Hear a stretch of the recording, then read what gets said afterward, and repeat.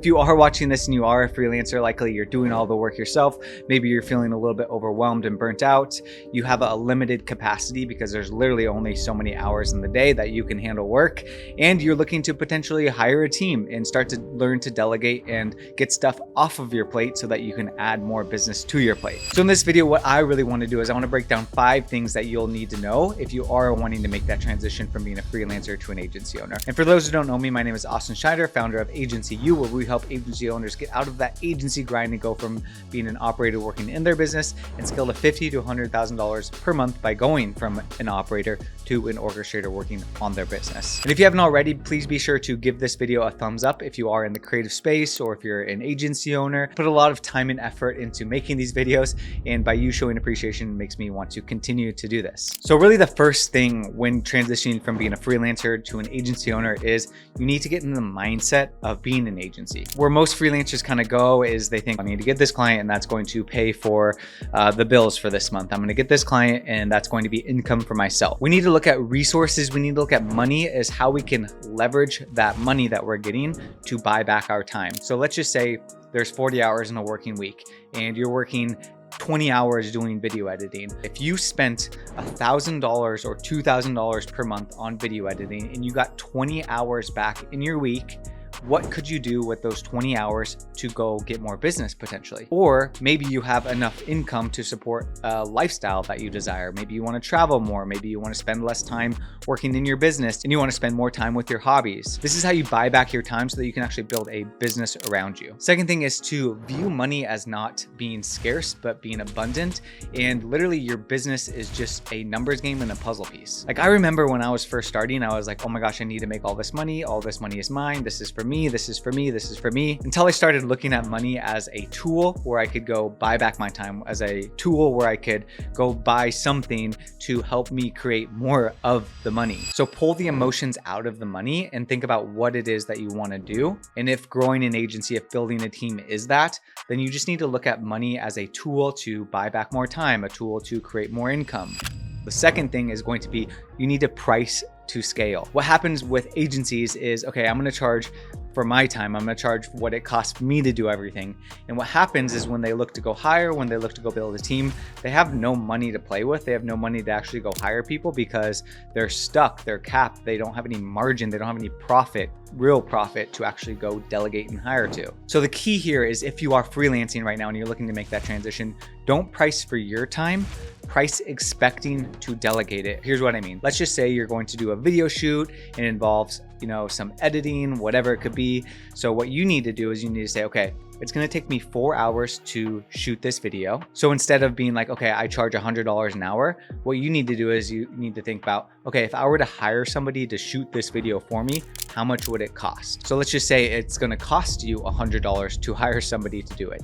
So what you need to do is you need to mark it up in order to make a profit. So that $100 an hour now needs to be $300 an hour. And I know that sounds risky. I know that sounds kind of a little bit scary, but it's all about how you position yourself in the marketplace. Like if you're just positioning yourself as a freelancer, as a DP, as a videographer, it's like you're going to be seen as one and you're not going to be valued as high as if you were pricing as a media company with a team that you're going to hire and delegate to. Even if it's just you for now, get in the habit of charging more and get in the habit of thinking, okay, if I'm going to do this, how can I delegate this and how much is it actually going to cost to delegate? If you're just charging for what you need to get by or what your goal income level is, you're never going to reach a point where you're actually making a good amount of money. Also created a video on how to price your services as an agency owner, so be sure to check that out as well. Next, you need to have an agency operating system that you're following. So what most freelancers do, or what I even did in the beginning, was I'm going to keep everything in my head. I'm going to keep everything in the notes section. I do it faster. I do it more efficiently. So I'm just going to handle everything and it's going to be super simple. And then when I go hire somebody to do it,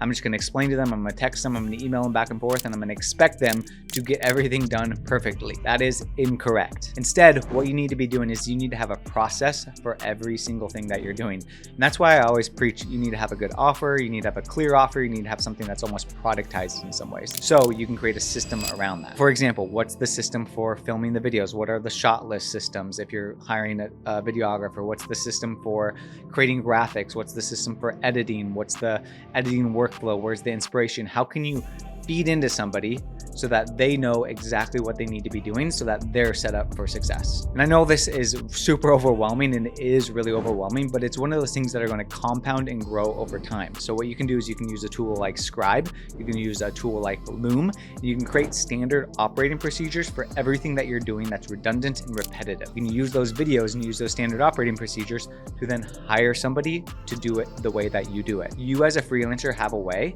and that's what you want to scale, is your way of doing things, because that's what's going to be the expectation of the company. That's what's going to be the standard of the company. But you need to set other people up for success. You can't just expect them to be as good or as fast as you are. So we use a tool called Notion where we have, standard operating procedures for everybody at the company. We have standard operating procedures for editors. We have project management so we can see where everything is as we're sending them to editors. We have a standard operating procedure for client success managers who are sending the videos to the client and managing the projects and making sure things are getting done on time. This keeps everything organized as well as creating a system that somebody can follow. One of my favorite quotes is from James Clear from his book, Atomic Habits, that says, "We don't rise to the level of our goals, we fall to the level of our systems." So who can we hire and how can we equip them with systems that they can fall to? The fourth thing that you'll need to do as you transition from freelancer to agency is you need to build a team and get in the habit of delegating. I've made this a common theme of this video is delegating, hiring people, getting other people to do work for you so that you can leverage your time, your expertise, your business development so that you can go do more things that are going to grow the business. So it's probably one of the hardest skills to learn is delegating and hiring people because it takes so much time, right? It's always faster if you do it. It's always best if you do it because you're the freelancer. You're the one that the client is expecting to do. But if you can train somebody, if you can hire somebody to come up to the standard that you expect and feed into them and delegate to them, then that's what's going to transfer into the work as the company. So an easy way to start doing this, if you are currently a freelancer, let's say you're having a conversation with somebody who wants to use your services, okay? The natural inclination is, okay, how much can I handle? What can I do personally? Okay, so what we need to think about is we need to take the new business that's coming in and we need to start visualizing, okay, who can do this part of this offer that I'm about to give this client? Who can do this part of this offer that I'm about to give my client?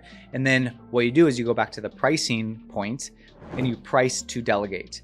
And that is your cue to go out and hire somebody. So if you're pricing for 60% margin, you should have plenty of margin to go out and hire somebody and train somebody and build someone up. It's going to pull away from working in the business, but it's going to make that transition that will be key from going from a freelancer who's busy working in the business all the time to the agency owner who's more working with the team and feeding into the team and making sure that they're set up for success. If you're currently super busy right now and you are a freelancer and you're like, I need to hire like ASAP, like right now, easiest way to figure this out is to write down everything that you're doing throughout your day, whether that's sending stuff to clients, editing videos, doing cold outreach, doing appointment setting. What are some of the tasks that you can start to delegate slowly? And then what you can do is you can hire subcontractors to help you out. So get on a website like upwork.com and find somebody to help with video editing, find somebody to help with client success, find somebody to help with sending the videos to the clients, find somebody to help with posting the videos for the client. And then what you can do is you create the system for the person to post, for the person to edit, for the person to do client success. And that's how you'll be able to leverage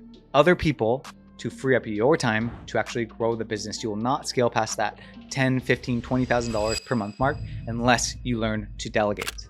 And the fifth and probably the most important thing is you need to become a leader. Your company will only go as far as your level of leadership, okay? John Maxwell talks about this thing. It's called the law of the lid. The company will only go as far as your leadership allows. So if you're a 3 when it comes to leadership, you're gonna have a bunch of 1s and 2s down below. But if you work and you grow and you become a 6, okay, you're gonna have some 5s, okay? If you become a 7, you're gonna have some 6s. You need to grow your leadership because that's how you'll be able to create other leaders within your organization. My favorite definition of a leader is somebody who can create other leaders. But you have to lead yourself well and you have to become a leader. So invest in reading books, invest in learning how to deal with people, invest in learning how to train people, invest in figuring out how to be a leader that your organization needs in order for it to get to where it wants to be. If you're a crappy leader, that's what's going to be represented in your organization from your people. This was probably one of the hardest things for me to learn because I am so in tune with, okay, I'm going to do everything, I'm going to grind, I'm going to hustle, I'm just going to do everything myself. But until I started investing in my leadership, getting mentors, getting people to help me out and figure out how do I need to feed into this person? What do I need to do here? That's when the company started to take off. So a couple books that I would recommend if you are wanting to go from freelancer to agency owner and build your leadership is John Maxwell. Literally anything by John Maxwell, but from a simple perspective, 21 Irrefutable Laws of Leadership, I think is what it's called, is a great book. The other book that we subscribe to at our agency is called Extreme Ownership. And basically that's you taking responsibility for everything, which is pretty much what you need to be doing as a leader. So get those two books, start listening to them, start reading them, and start studying them and applying some of the knowledge that you are going to use. And if you are maybe becoming an agency owner or in transition, just learn about it right now, because you're going to be put in situations where you're going to need to flex the leadership muscle. All right, guys, hopefully this video is helpful if you are wanting to transition from a freelancer to an agency owner, and the 5 things that you'll actually need to do in order to become an actual agency owner. So just to recap, 1 is mindset, 2 is you need to price to scale, 3 is you need an agency operating system, 4, you need to build a team around you and get in the habit of delegating, and 5, you need to become a leader worth following. If you like the video, please give it a thumbs up. And if you are an agency owner, be sure to subscribe to this video, because I try to put out videos at least once a week, trying to turn up the volume there, but always adding value, very educational, very value-based, based off of everything that we've learned after growing our agency to $200,000 per month in the creative space. And of course, if you have any questions, feel free to leave them down in the comments. I try to get back to everybody as quickly as I can, as efficient as I can. And if you are looking to go from an operator working in your business all day to an orchestrator working on your business and scale that $50,000 to $100,000 per month mark, feel free to book a call with our team down below to learn about how we can help you. Thanks so much for watching, guys. We'll see you